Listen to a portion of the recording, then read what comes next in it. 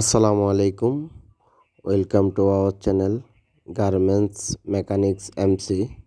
তো আজকে আপনাদের মাঝে যে ভিডিওটা শেয়ার করব, বিষয়টা হলো দেখেন, মেগাসু সিলিন্ডার বেড মেশিনে নাইফ জ্যাম হয়ে গেলে কিভাবে তা সমাধান করবেন।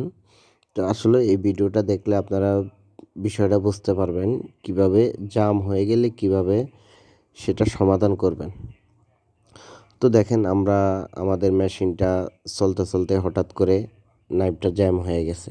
জ্যাম হয়ে যাওয়ার পরে নাইফটা কোনো রকমই আমরা জ্যাম ছুটাইতে পারতাছি না।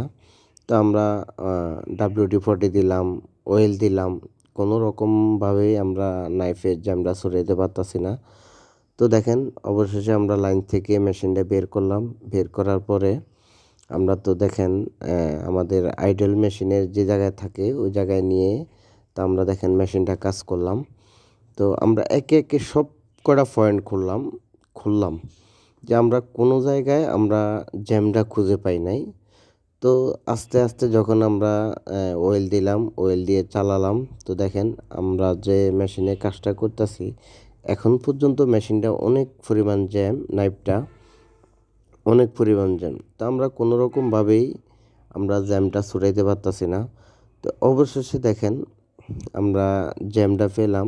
নাইফের নিচে আপনার এই ডাস্টটা ঢুকে মেশিনটা অতিরিক্ত জ্যাম হয়ে গেছে। এই মেশিনের নাইফটা অতিরিক্ত জ্যাম হওয়ার কারণে আমাদের নাইফটার সামনে বেশি মুভ হয় না। মুভ না হওয়ার কারণে আমাদের যে নিডেলের সুতা দুইটা আছে ওই দুইটা সুতা কাটে, কিন্তু আমাদের লুফারের যে সুতাটা ওই সুতাটা নাইফে কাটে না। তো আসলে এই জিনিসটা আপনাদের মাঝে শেয়ার করলাম।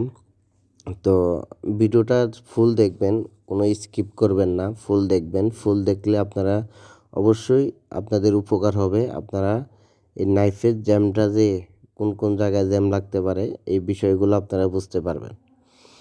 তো আর অবশ্যই আমাদের ভিডিওটা যদি ভালো লাগে তাহলে আমাদের চ্যানেলটাকে সাবস্ক্রাইব করে দিবেন।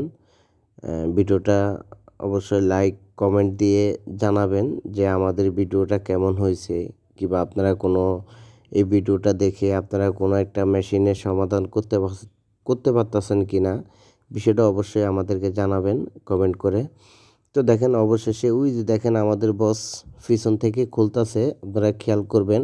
মূলত ওই জিনিসটা আসলে ওই জায়গায় একটা কলার নাট থাকে, কলার নাট থাকার কারণে আমাদের নাইফটাও একটু বেশি মুভ হয় না। তা আমরা দেখেন অবশেষে কলার নাটটা খুলে ফেললাম। ওই যে দেখেন আমাদের বসে এই কলার নাটটা আমরা খুলে একবার আউট করে ফেললাম, যেহেতু আমাদের নাইফটা একটু সামনে যাওয়া দরকার। তো ময়লাটাও পাইছি, কিংবা ওইটাও আমরা দেখলাম যে না, আমাদের এটার কারণে আমাদের নাইফটা একটু সামনে মুভ হয় না। মুভ না হওয়ার কারণে আমাদের নিডেলের সুতা দুইটা কাটে না, দুইটা কাটে কিন্তু আমাদের লুফারের সুতাটা কাটে না। তো আসলেও মূলত আজকে আমরা এই বিষয়টা আপনাদের মাঝে শেয়ার করলাম। অবশ্যই আমাদের ভিডিওটা যদি ভালো লাগে আমাদের চ্যানেলটাকে সাবস্ক্রাইব করবেন, সাবস্ক্রাইব করে লাইক দিয়ে কমেন্ট করে জানাবেন যে আমাদের ভিডিওটা কেমন হয়েছে, কিংবা আমাদের এই কাজগুলো কিভাবে আমরা সমাধান করি। ভিডিওটা আসলে আপনারা খুবই দেখতে পারবেন, খুবই গুরুত্বপূর্ণ। এই যে দেখেন অবশেষে আমাদের নাইফটা কত সুন্দরভাবে ক্লিয়ার হইলো, আমাদের সুতা সবই কাটে। তো সবাই ভালো থাকবেন, সুস্থ থাকবেন, আর অবশ্যই আমাদের চ্যানেলটাকে সাবস্ক্রাইব করে দিবেন। আর মেশিনের ব্যাপারে যদি কোনো কিছু লাগে অবশ্যই আমাদের